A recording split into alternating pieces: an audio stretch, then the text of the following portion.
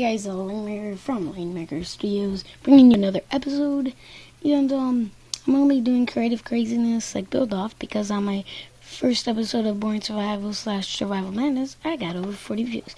Now this is the real LionMaker. I'm just going to be showing you what it's like, and I'll be doing stuff just like this. So here you go. Is bringing you a brand new series where I'm gonna have fun with Let me just skip it a small bit. some builders of the community, and Yeah, we're gonna yeah, be doing I'm not gonna some skip. build-offs. And I know how build-offs can sound very dramatic, but the way I'm gonna be doing these build-offs is that you will not know who built what until we find out what you guys think of the builds. And once you guys let us know what you think of the builds by voting in a poll in the description down below, then we will reveal the builders in the next episode. So this should give us for some really, really interesting outcomes, and maybe you guys might be surprised who are behind the builds. But let's go find out what today's builds are, and then I'll explain a little bit more after the time lapse. I'll see you guys in a bit.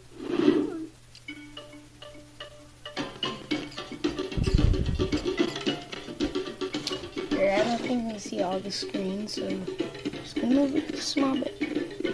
There you go.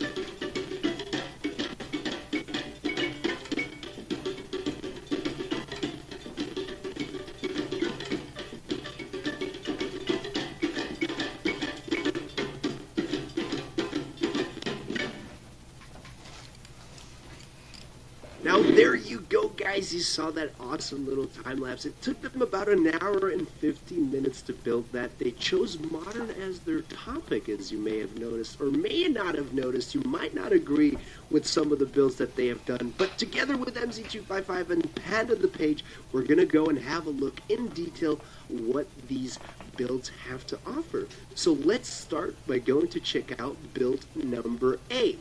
So let's turn it around. You ready, girls? You ready to go inside and have a look? Alright, so modern, it took them an hour and 15 minutes to do it. Now let's go look at the first house. Now, what I want you guys to consider when judging, when doing your votes, is consider the topic and how long it took them to build. Now, this is modern. Now, if you are a modern builder and you consider yourself one of the best modern builders out there, then maybe this might be easy to judge for you. But when you don't really know what to look out for in modern is one of those things that personally I find is kind of like all over the place, because you have some very futuristic things that seem to be part of the modern society. But what I want you guys to look at is the attention to detail. Have they paid attention to the finest details? Is this something that you would build yourself? Would you want to replicate this in your own world or not? Let's go upstairs here and see what we have in here.